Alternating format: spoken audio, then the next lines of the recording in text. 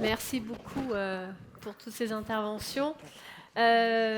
Pour commencer, Valérie, Marilyn, Sébastien, Mehdi, est-ce que vous voulez réagir à ces interventions? Est-ce que la salle, vous avez des questions? N'hésitez pas à les poser. Donc là, on a une question. Florence. Florence qui travaille dans une structure privée dans la région bordelaise. Florence. Je vais essayer de retrouver vos noms, mais on est un petit peu aveuglés. Je vous prie de m'excuser par avance si je ne dis pas bien vos noms, parce que je ne vois pas très bien. Oui, alors moi j'ai une question pour Madame Constant. Je ne suis pas la seule à vous l'avoir posée. Hein. C'est que dans une structure privée, toutes vos recommandations sont difficiles à appliquer. Si, quand on est une petite structure privée, mais on rend service à l'hôpital puisqu'on désengorge quand même les structures ORL. Ouais. Et j'avais une question par rapport au personnel dédié. Oui. Est-ce que c'est un personnel dédié ce jour-là ou si c'est dans une équipe, il y a un médecin ou une infirmière d'anesthésie qui est dédié à cette activité, ce qui va diviser un peu l'équipe? Alors, c'est ce jour-là. Hein. Parce que dans vos recommandations, il me semble qu'à une période, vous disiez qu'il fallait qu'il y ait le personnel qui soit plus spécialisé dans cette activité. Alors, ce qu'on préconise, c'est que qu'il y ait une équipe pédiatrique médicale.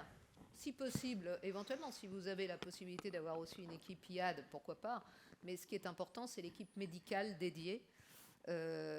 Pourquoi ? Parce que, toujours pareil, c'est pour entretenir les compétences et avoir un volume d'activité minimal qui vous permette d'entretenir vos compétences. Donc tout ça dépend, de votre activité, de votre volume d'activité, de votre nombre de médecins, et ça nécessite une certaine organisation. Est-ce que c'est ça qui vous gêne ? Alors oui, parce que c'est quelque chose. Certains praticiens vont dire: ah ben non, moi j'en fais plus de la pédiatrie, donc ça veut dire que l'activité se reporte sur les autres. Oui, ça peut être gênant dans la cohésion de l'équipe. Mais c'est-à-dire que finalement, ces praticiens, ils faisaient beaucoup d'anesthésie pédiatrique ou ils en faisaient une fois tous les 2 mois ? Alors l'autre question que j'ai, c'est par rapport à la demi-journée que vous préconisez. C'est une demi-journée, il y a un nombre de patients, un nombre d'enfants ? Non. Parce qu'une demi-journée, c'est pas facile non plus d'arriver on avait dit, donc c'était quand même un titre indicatif. Hein. Mais vous savez, dans le SROS, c'était déjà écrit pratique hebdomadaire. C'est tout. Donc, effectivement, on a dit demi-journée parce que finalement, c'était une forma minima de ce qu'il y avait écrit dans le SROS. On insiste sur la régularité de la pratique. C'est ça qui est important. Ce qu'on a proposé aussi par rapport à la demi-journée, c'est soit une demi-journée par semaine, soit une journée, une vacation complète tous les 15 jours. Voilà, c'est effectivement pour essayer de s'appliquer. Après, c'est vrai que l'équipe dédiée, comme l'a dit Isabelle, ça permet quand même de concentrer cette activité. Et ça, même si c'est des RPP avec des données de la littérature qu'on peut appeler pauvres, mais là, il y a quand même des études qui montrent qu'en fonction du volume, en fonction du nombre de jours d'anesthésie, les complications augmentent ou diminuent. Je sais que c'est compliqué en termes d'organisation. Je suis tout à fait d'accord qu'on fait très bien ce qu'on fait souvent. Voilà. Et ça, je pense que c'est applicable en plus à toutes les chirurgies et anesthésie à risque. Je suis tout à fait d'accord avec ça, mais si on dit qu'on n'en fait peut-être pas assez, ça veut dire qu'on ne va plus le faire. Et c'est pas aider les autres structures. C'est pas aider. Non, mais ça c'est pas être reporté. Non, c'est pas aider. D'accord, bien sûr. Mais ça, c'est à vous oui, c'est ça. De voir justement en fonction de votre volume. Compléter, c'est le premier point qui pose problème, c'est RPP. C'est quoi un volume? On va peut-être apporter une réponse parce qu'il y avait aussi une publication des questions. Il y avait un chiffre de 100 qui avait beaucoup interpellé la communauté médicale. Et je fais le lien avec la problématique suivante. C'est OK la demi-journée, mais quid du coup demi-journée programmée, mais demi-journée d'urgence, c'est difficile à organiser, c'est des urgences, ça n'arrive pas. Qu'est-ce que vous voulez répondre à cette problématique du seuil? Alors ce seuil, en fait, on l'a mis dans les questions, il n'est pas dans le texte. Dans le texte, il y a pratique régulière, hebdomadaire. Ce seuil, on l'avait mis pour aider. Finalement, on s'aperçoit qu'il n'aide pas du tout. Donc ce seuil, il va disparaître. Il disparaît des questions. Évidemment, on ne modifie pas le texte. Il n'est pas question de modifier le texte des RPP. Mais par contre, la question qui précise ce seuil va disparaître parce qu'effectivement, on s'est aperçu que ça générait plus de difficultés que d'aide et de conseils. Donc oui, aujourd'hui, je crois que c'est l'occasion de le dire. On a tout le bureau de la SFAR qui est là, il y a les représentants des RPP de tous les centres. Nous ne parlerons pas de seuil chiffré dans les recommandations. Voilà. Ça, out. C'est quelque chose. Deuxième point qu'on n'a peut-être pas super dit, mais qui est essentiel, ces RPP, elles sont faites pour que toutes les structures qui prennent en charge aujourd'hui les enfants continuent. Donc, on va accompagner tous les établissements dans ce sens. L'objectif, ce n'est pas de dire on arrête, non. L'objectif, non, même si ça a été perçu comme ça, et je l'entends, hein, Florence, on se connaît tous, on était à l'école ensemble, les uns les autres, tu m'as formé, j'étais interne, tu étais mon chef, hein, donc on voit de quoi. L'objectif, c'est ça, c'est que, je pense que vous pouvez le confirmer, hein, l'objectif, c'était surtout de protéger les moins de 1 an, vous avez compris pourquoi, hein. Alors, c'était de protéger le parcours des moins de 1 an, de le structurer pour pas que dans nos établissements, on soit en difficulté sur des contraintes qui pouvaient venir des organisations, des tutelles, des collègues, enfin, le moins de 1 an. Et le reste doit rester dans les établissements qui les prennent en charge. Et on va accompagner tout ça pour que ça se passe au mieux. Mais on ne peut pas débarrasser tout le travail que vous faites et que vous faites bien et le rapporter sur nos structures à nous, parce que là, je pense que Marilyn, elle va me tuer. Hein. Je vous le dis tel quel, mais... C'est clair Gilles. pour tous les libéraux, là, c'est clair Gilles. Deuxième point, on va peut-être passer. Ouais, Gilles, attends. Il y a des questions aussi sur... Oui, juste un complément. Effectivement, moi, je me retrouve à peu près dans la même situation que Florence, dans une autre structure qui est intermédiaire, mais nous, on fait peu de pédiatrique, mais on fait beaucoup d'adultes. Moi, je suis très inquiet de l'idée de cliver l'équipe en deux, si vous voulez, parce que ça risque de nous... Parce que reprise d'amydalectomie la nuit, qui c'est qui va faire? Celui qui est là, qui ne fait jamais de pédiatrique? Alors là, vous touchez un point délicat, puisque c'est le point des urgences. Donc on n'a pas... Il n'y a pas le mot urgence dans les RPP. Donc on n'a pas précisé les modes de fonctionnement d'urgence. On sait néanmoins que l'urgence est un facteur de risque indépendant, supplémentaire. Donc l'optique générale, c'est que chaque structure, finalement, réfléchisse sur sa prise en charge en urgence et l'écrive, bien sûr, parce qu'en fait, tout ça va forcer aussi un petit peu à faire des protocoles écrits de façon à pouvoir anticiper les divers problèmes et s'organise en fonction, d'une part, des chirurgies prises en charge, d'autre part, de la compétence et de l'activité des praticiens. Donc ça va être une réflexion de site. Néanmoins, concernant l'amydalectomie, c'est l'ORL normalement qui, lorsque le patient sort, lui donne une fiche et lui donne la démarche à suivre. Or, si vous lisez les recommandations qu'a citées Mathilde, qui ont été faites en 2020, la recommandation, lorsqu'il y a un segment à distance, c'est d'appeler le 15 pour être orienté sur le centre de recours. Oui, mais c'est très rare. C'est rare les saignements d'amydalectomie. On va tuer les gamins hein, si le temps que le SAMU arrive. Il vaut mieux que ce soit un anesthésiste. On va le dire. Non, mais je suis d'accord. C'est-à-dire que si c'est vital et que l'enfant arrive à l'hôpital en situation vitale, il est évident que vous faites ce que vous pouvez. On est dans la situation, là vous êtes dans l'urgence vitale. L'urgence vitale, de toute façon, vous faites comme vous pouvez avec la structure que vous avez sur place. Ça a toujours été comme ça et ça ne change pas. D'accord. Sur Bordeaux, on fait beaucoup les reprises d'amygdale quand même. Enfin, je parle de la structure de Bordeaux. Il y a quand même beaucoup d'enfants qui sont régulés par le 15 et qui arrivent aux urgences pédiatriques du CHU et qui ne sont pas obligatoirement opérés au CHU. Il y a des parents qui ont le réflexe d'amener les patients, peut-être conseillés par l'ORL. Je ne connais pas les consignes que donnent vos ORL, je ne me permettrai pas de le dire.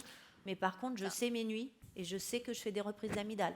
Donc, il y a quand même déjà beaucoup d'enfants qui sont pris en charge pour la reprise de l'amygdale qui saigne sur le CHU. Après, on peut faire des généralités parce que la recommandation, Karine l'a dit, c'est pas fait pour réorganiser l'activité pédiatrique dans un territoire, mais c'est pour faire mieux à l'endroit. C'est pour l'organiser. Il y a des CHU centrés des villes. Il y a des gens qui travaillent au Pays Basque comme moi. Ici, tu ne peux pas envoyer l'enfant à Bordeaux. Mais j'ai bien dit sur Bordeaux. Voilà, c'est pour ça qu'il faut que les recommandations marchent pour tout le monde, à tous les endroits. Alors, moi, je suis sur Bordeaux, et pour une notion de permanence des soins, jusqu'à présent, ça fait 20 ans que je fais comme ça, je reprenais mes amygdales sur place. Maintenant, moi, ce qui m'ennuie, c'est pas ces recos. Ces recos, elles sont très bien. La sécurité de l'enfant, le respect de la charte de l'enfant. Moi, j'ai été élevée comme anesthésiste pédiatre. Très bien. Ce qui m'ennuie, c'est les assurances.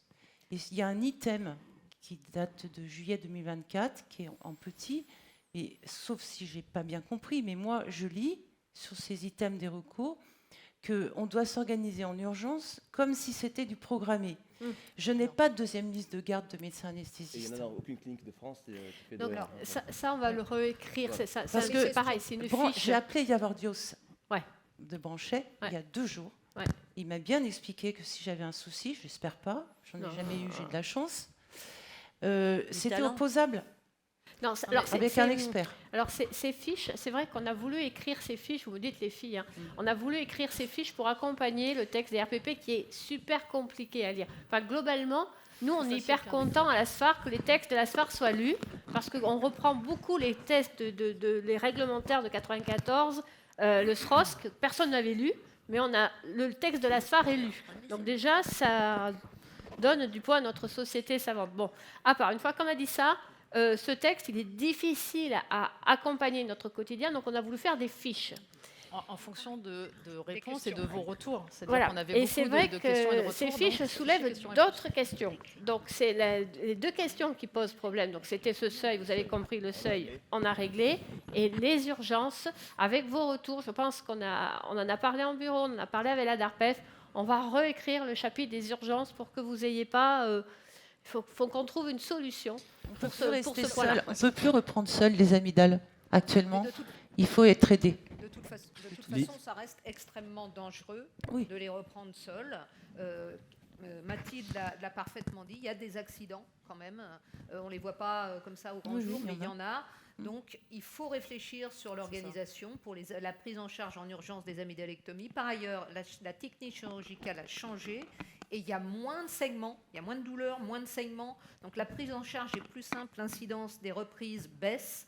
Et ça, c'est un point important. Et il faut réfléchir sur ces structures. Il faut savoir qu'à Paris, par exemple, quand il y a plein de structures qui font des amygdalectomies, s'il y a un saignement qui se produit, il est transféré aux urgences. Il n'y a qu'un endroit qui fait les urgences ORL, en l'occurrence c'est Necker, et ça va à cet endroit-là, et ça ne va pas... Donc j'arrête de reprendre mes amygdales qui saignent ? Non. Bah, non, mais vous discutez avec un centre... Non, moi je pense que vous êtes à Bordeaux. Il faut faire des recommandations qui évoquent... Il faut qu'on va le discuter. Moi j'aimerais continuer à les reprendre. Je voudrais souligner ce que tu as dit, Isabelle, et qui n'a peut-être pas été entendu par la salle suffisamment fort. On a fait des fiches parce qu'on a reçu de nombreuses questions à la suite des recommandations qui ont été publiées. Vous avez tous posé des questions et peut-être qu'il y avait des réponses que vous ne vouliez pas. Donc on a essayé de faire des fiches pour accompagner le texte, pour vous aider en répondant aux questions et en anticipant sur un certain nombre de questions qui étaient récurrentes. Ces fiches ont créé de la confusion. Elles ont précisé un seuil, tu l'as souligné, qui n'apparaissait pas dans le texte. Ne nous demandez plus combien c'est d'enfants le minimum. Ces fiches ont disparu, elles ne sont plus présentes sur le site. La notion d'urgence qui ne fait pas partie du texte Princeps, la fiche a disparu, elle ne fait plus partie, elle n'est plus accessible. Probablement, les choses vont être réécrites en tenant compte de toutes les discussions que l'on a depuis maintenant 6 mois sur ce texte, qui sont discutées à chaque conseil d'administration de la SFAR, qui sont discutées dans toutes les réunions en libéral, en public, dans les congrès. Donc on a tenu compte de toutes ces remarques, et actuellement, ces textes qui ont finalement posé problème, qui sont, on va dire, des textes d'application, sont retirés, ne sont plus accessibles par personne sur le site de la SFAR. Vous confirmez du coup que les recommandations écrites sont pour la chirurgie programmée exclusivement ? Oui, alors oui, absolument. Néanmoins, il faut que les médecins anesthésistes gardent à l'esprit que l'urgence est un facteur de risque supplémentaire. Ça, c'est incontestable. Il faut que ce qui appelle la salle garde à l'esprit qu'on ne peut pas faire des recommandations parisiennes sur des centres où tout est regroupé. Non, mais c'est pas parisien, les recommandations. C'est pour ça que la SFAR à Bordeaux, c'est très bien qu'il y en a à Bordeaux. Il y a des spécificités locales où il y a des centres qui sont à 200 km. Et donc il faut que tout le monde trouve un intérêt pour l'enfant et pour sa pratique. Non, mais on est je crois que le plus important, c'est qu'il y ait vraiment, et moi ce qui me fait finalement plaisir, même si je vois que c'est compliqué, c'est qu'il y a vraiment une réflexion sur l'anesthésie pédiatrique et sur la qualité et la sécurité qu'on veut fournir à tous les enfants. Donc voilà, après, bien sûr que toutes les régions ne sont pas la même chose. À Lyon aussi, il y a des centres qui sont très loin. Ces reprises amygdales posent question. Mais je pense qu'on est là pour essayer de discuter, d'échanger, de créer déjà un réseau c'est bien aussi. Après, l'équipe dédiée, on peut en rediscuter. Et je pense que même cette équipe dédiée, qui est un noyau dur dans une recommandation européenne anglaise, il parle de staff leader, c'est-à-dire qu'il y ait une personne responsable de l'anesthésie pédiatrique et qui gère justement la formation des autres. Et donc, il peut y avoir un noyau dur, mais finalement, comme au CHU, maintenant, il y a beaucoup de turnover. On est, moi, je me mets dans les vieux, mais on est un noyau dur avec beaucoup de jeunes qui arrivent, et finalement, ce noyau dur va former aussi les autres. Donc après, c'est en fonction de votre organisation, en fonction de vos compétences, et ce que vous ressentez également. C'est-à-dire, est-ce que vous pensez que cette équipe, ces personnes-là, ont les compétences, ont la régularité pour l'anesthésie pédiatrique. Donc c'est une réflexion que chaque centre doit avoir en fonction de sa localisation géographique, de son réseau. Et ce qui est important, là, c'est qu'on est en train de créer des réseaux pour discuter ensemble et de pouvoir voir comment essayer d'améliorer. Et je ne dis pas qu'avant, c'était mal pris en charge, c'est absolument pas le discours. C'est comment essayer de s'organiser pour faire en sorte que tout se passe bien. Parce que le problème, c'est que quand le jour où il y a un souci, on va se dire... J'aurais peut-être pu faire différemment. Moi, je propose aussi qu'on donne la parole. Il y a Sébastien à Périgueux, il y a Méry à Pau, il y a François dans l'assistance de Bayonne. François, il n'aime pas la pédiatrie. Voilà. Enfin, globalement, il faut quand même se dire qu'il y a des choses qui marchent et on a les relais. C'est vrai que nous, la Nouvelle-Aquitaine, c'est une région qui est très grande. Il y a Denis Frasca qui est dans le coin, il y a David Brandou aussi qui est ici à Limoges. Tous ces gens, ils ont été... ils sont présents pour discuter avec vous. Il y a des choses qui marchent et qui fonctionnent bien. Alors Périgueux, Pau, Bayonne, Gilles... j'avais une réflexion. C'est que, en fait, dans tout ça, on lit les recommandations, mais en fait, cette recommandation, c'est un pavé dans la mare, quelque part. Pourquoi tu dis ça ? On parlait de SROS. Vous dites le SROS, il disait déjà tout ça. Ouais. Oui, mais le SROS, c'est quelque part, vous me dites si je me trompe, mais c'est une autorisation d'exercice. Non, c'est la loi. Oui, c'est la loi, mais ça veut dire que quand vous nous accréditez dans un établissement, vous validez notre activité. Alors, et les accréditations ont validé qu'on faisait de la pédiatrie. Non, il y a l'ARS, en fait, il y a les centres, définition des centres de proximité, etc. Ça, c'est l'ARS qui valide la définition du centre. Après, ce qui se passe dans les centres, ça doit être ce que je veux dire, c'est que en raccord avec les SROS. Jusqu'à présent, nos établissements étaient validés pour faire de la pédiatrie. Oui. Et là-dessus, les situations où survient une expertise, cette notion de SROS, de référentiel, n'était pas prise en compte plus que ça. Mais cette recommandation, et comme le disait Valérie tout à l'heure, c'est que c'est nos assureurs qui nous posent un problème. Et la réalité de la pédiatrie, dans ton premier topo, tu nous expliques très bien qu'un enfant, ça dessature très vite, ça fait peur à tout le monde. Et dans le privé, on se sent de plus en plus exposé à cette jurisprudence. Et la problématique, elle est là. Alors, tu as dit une phrase tout à l'heure, tu as dit « on va vous aider ». Mais ça, pour l'instant, le texte qui va être appliqué en juillet 2024, votre aide, c'est quoi ? Ça va être quoi ? Tu as raison, hein. Globalement... Alors, je vais juste finir pour l'aide, parce que je suis référent infectieux dans mon établissement. Et je travaille beaucoup avec Pellegrin, avec la téléexpertise. Et c'est génial, on se recense, il y a une rémunération pour les pratiques pour l'hôpital, parce qu'on saisit le nom du patient, etc., etc. Et Nadir, je pense que ça serait très bien, parce que tu dis, on ne t'appelle pas pour tous les cas, mais on va t'appeler. Les gens du privé, ils vont t'appeler. Pas pour les amygdales. Pas pour les amygdales, on va t'appeler pour ça réduit déjà un peu le champ. Voilà, pour les patients. Mais avoir une téléexpertise dans ce domaine-là, c'est moderne, et ça serait très bien. Parce qu'au moins, on envoie le dossier, on a une réponse, on a une décision collégiale de prise en charge. Et voilà, c'est ce genre de truc. C'est une des idées. Oui, c'est ça. En fait, l'idée c'est qu'on se retrouve aujourd'hui, qu'on en discute de façon ouverte, parce que je crois que dans la nouvelle région, c'est la première fois qu'on a l'occasion d'en parler ouvertement. Et c'est ce qu'on disait avec Jean-Claude, ce qu'on disait avec Valérie. Et oui, notre grande région, elle est vaste. Il y a des solutions à mettre en place ensemble. L'histoire de la télé-expertise avec Nadir, s'il en est d'accord, c'est une super idée. S'il y en a d'autres idées, oui, on va y travailler. De toute façon, les kilomètres, resteront les kilomètres. Donc il faudra qu'on prenne en charge les enfants, parce qu'on ne pourra pas nous transférer tous les enfants avec la distance qu'il y a entre les établissements. Et globalement, il faudra qu'on prenne conscience que de transférer un enfant, parfois on lui fait courir un risque qui est supérieur à le prendre en charge sur place. C'est sur ça. Ça, c'est certain. Il nous reste 5 minutes, on va essayer de passer juste quelqu'un à un autre dossier. François ? Une question, Cécile. Est-ce que Sébastien ou Mary, vous voulez intervenir pour Ouais, peut-être. Alors nous, pour Pau, c'est vrai qu'on a pu s'organiser avec la clinique à côté, puisqu'ils ont quand même un gros volume d'activité de pédiatrie, d'ORL pédiatrique, et on a fait un protocole comme quoi, en effet, le chirurgien informe les parents dès la consultation chirurgicale que là, s'il y a une reprise, il faudra directement orienter l'enfant sur l'hôpital. Et les reprises ne se feront plus à la clinique. Et eux ont choisi 3 anesthésistes de la clinique qui vont garder une activité de pédiatrie, et les autres n'en feront plus, puisque il y avait la notion de volume, donc ils sont partis là-dessus, et voilà. Comment vont-ils faire à Bayonne? L'hôpital de Bayonne ne prend plus. On peut parler de Périgueux. Alors, on va faire Périgueux, puis après on fera Bayonne. Bayonne, c'est compliqué, on va finir par Bayonne. Je rappelle qu'à Bayonne, il n'y a pas de J'essaierai de faire très court, puisqu'il ne nous reste plus que 4 minutes. Ouais. Il y avait Périgueux quand même. Et donc, Périgueux, vas-y Sébastien. Donc Périgueux, nous, on n'a pas eu de discussion avec la clinique, qui a juste dit dans son coin qu'ils arrêtaient toute chirurgie. Les 2 cliniques qu'on a autour arrêtent toute chirurgie pédiatrique, donc nous, on va être probablement confrontés à une augmentation d'activité qu'on va devoir absorber. Alors, je ne sais pas si ça se fera facilement ou pas, on va voir. De notre côté, on a essayé de se mettre le plus possible en conformité avec ce qui était écrit.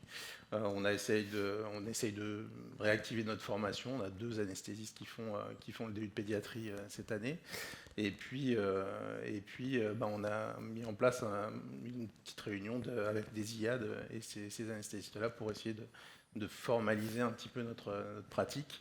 Il y a une petite question qui me vient du coup. Est-ce que l'ASFAR va organiser des formations plutôt à destination des IAD, puisque ça, c'est le troisième point formation. On va juste écouter Bayonne et après on va sur la troisième dossier sur la formation. Finis sur la question s'il te plaît, finis sur la question de Sébastien. Sébastien. Oui, donc c'est une question là qui nous est portée parce qu'on dit avec une spécialité pédiatrique reconnue sur les 1 à 3 ans. Donc pour le moment, c'est pas en place, mais oui, on va y travailler et localement et avec la SFAR, on va voir comment on s'organise parce que ça va faire des volumes importants à former. Donc ça, c'est quelque chose qu'il faut mettre en place. Ouais, Myriam.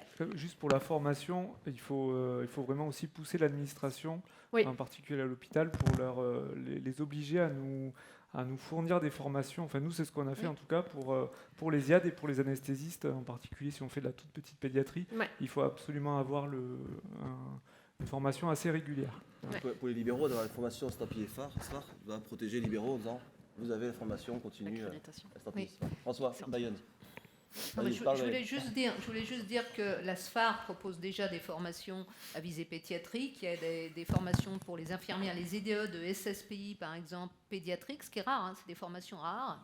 Et ça va se développer encore justement en parallèle de ces besoins qu'on a créés finalement, mais qui sont quand même relativement logiques et légitimes.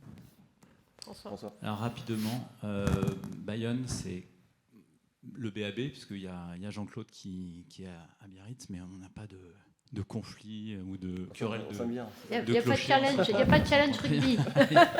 On ne va pas parler rugby. On ne parle pas rugby. Bayonne-Biarritz, je crois bien qu'il y a un conflit. De toute façon, il n'y a pas de match en ce moment. Au rugby, en tout cas. Il n'y a pas de match en ce moment. Il n'y a que des tracteurs. Il y a une équipe qui est éteinte. Ils ne sont plus au top 14, c'est pour ça, Biarritz. Non, on va parler strictement de médecine aujourd'hui et c'est très compliqué. En fait, là, on se pose sur un problème qui date de plusieurs années, en fait, qui remonte à un historique de territoire de soins. Ouais. Avec le premier élément qu'il faut que vous sachiez, c'est que déjà, il n'y a pas d'ORL, pas de stomato sur l'hôpital de Bayonne. 100% dans le Toute privé. l'activité ORL et stomato est réalisée exclusivement dans les structures privées. Le centre ORL est du territoire. Plus de 1 heure de voiture, c'est Pau ou Bordeaux, 2 heures. Voilà, donc Pau, 1 heure, Bordeaux, 2 heures, Toulouse, 2 heures et demie. Voilà, ça c'est le premier point. Le deuxième point, c'est que la chirurgie pédiatrique viscérale urologique est très bien faite à Pau. Il y a un circuit qui fonctionne très bien entre Bayonne et Pau. Et donc, à ma connaissance, Marilyn, dis-moi si je me trompe, il me semble que ça ne pose pas de problème pour toute cette prise en charge-là. Jusqu'à présent, jusqu'à il y a 2-3 ans, on faisait encore les sténoses du pylore, les hernies de l'enfant de moins d'1 an. Ça, on a décidé d'arrêter, d'accord, parce qu'on n'en faisait plus assez. Donc, on n'était pas... Alors, il n'y a pas de seuil numérique, très bien, mais il y a quand même un seuil hebdomadaire qu'on ne faisait plus. Donc, on n'était plus dans les clous. Donc on a vu avec nos chirurgiens viscéraux, et c'est là que je veux en venir, c'est que c'est pas qu'un problème d'anesthésiste. C'est un problème chirurgical. Le problème qu'on a, nous, anesthésistes, on n'est pas seul au monde dans un bloc opératoire. On a un binôme avec nous, de l'autre côté du champ, et ils ont exactement le même problème. Les adultes ne veulent plus faire d'enfants. Et nous, là où ça nous pose problème maintenant, et là où ça vous pose problème à Bordeaux, c'est que nos orthopédiatres, nos ortho-adultes ne veulent plus faire d'orthopédiatrie. Juste pour info, ce sera peut-être la conclusion. Il y a des décrets d'autorisation de chirurgie pédiatrique qui sont sortis, décrets au-dessus des RPP, qui concernent surtout l'ortho, viscéral, uro et thoracique. C'est-à-dire que maintenant, ils vont devoir demander une dérogation, des autorisations, adhérer de façon obligatoire à un DSR, dispositif spécifique régionaux et régional. Et donc, attention, par exemple, ces chirurgiens adultes ne pourront plus prendre les moins de 3 ans. Et ça, c'est pour thoracique, uroviscéral et ortho. Les ORL, stomato, ophtalmo et plasticiens ne sont pas là-dedans, mais restent dans le décret d'autorisation de chirurgie avec un environnement pédiatrique. Et ils parlent de compétences chirurgicales qu'il va falloir justifier. Et de compétences anesthésiques, ça, ils ne nous en ont pas parlé. Mais voilà. Alors, juste pour aller tout à fait dans le sens de ce que vous avez dit, concernant les amygdales, par exemple, puisque c'est une véritable question, les ORL sont très impliqués. Ça ne peut se discuter qu'avec eux parce qu'ils ont la responsabilité de leurs patients. Donc, il n'y a pas que nous là-dedans. Donc, finalement, l'intérêt de ces recos, c'est aussi d'avoir fait discuter les gens entre eux. Moi, j'entends plein, je vous entends, etc. Les gens cherchent des organisations qui soient effectivement optimisées. Et c'est partout comme ça. C'est-à-dire, effectivement, ça pose un problème, ça bouscule un peu. Mais les gens, ça force les gens à discuter non seulement au sein d'une équipe d'anesthésie, mais aussi avec les chirurgiens, avec l'établissement et avec les centres de recours qui sont autour. Donc, on entend beaucoup de retours de ce type. Donc oui, c'est contraignant, voilà, mais finalement, ça fait avancer les choses. Et vous avez... oui, bah voilà. On va conclure, donc sur les trois... Juste un message. De façon apaisée, de façon claire, les 3 points. Juste avant les seuils. Il y a des DSR qui vont se mettre en place avec l'ARS en Nouvelle-Aquitaine. Nous, en parallèle, on a eu la chance d'être tous réunis aujourd'hui. On va continuer à rester en contact. Je pense qu'on va mettre un groupe WhatsApp, si vous êtes d'accord, sur tous les établissements qui sont là. On va se faire un groupe WhatsApp pour essayer de travailler ensemble. Et en parallèle des DSR de chirurgie, nous, on va faire des groupes de travail anesthésie. On n'a pas besoin de l'ARS, on n'a pas besoin... Je pense, on continuera à travailler avec eux en échange, mais on peut déjà commencer à travailler entre nous pour voir comment avancer au mieux jusqu'au 1er juillet. Voilà. Sur les 3 points, donc les seuils, exit, le chiffre clé, c'est le mot-clé régulier. Urgence, puis de l'héroïsation, puis du SAV de la chirurgie fait privée qui va au public. C'est ça. Et troisième chose, la formation. Qu'est-ce qu'un anesthésiste formé en continu? On discutera de programme par anesthésie pédiatrique. Je vous remercie. Merci.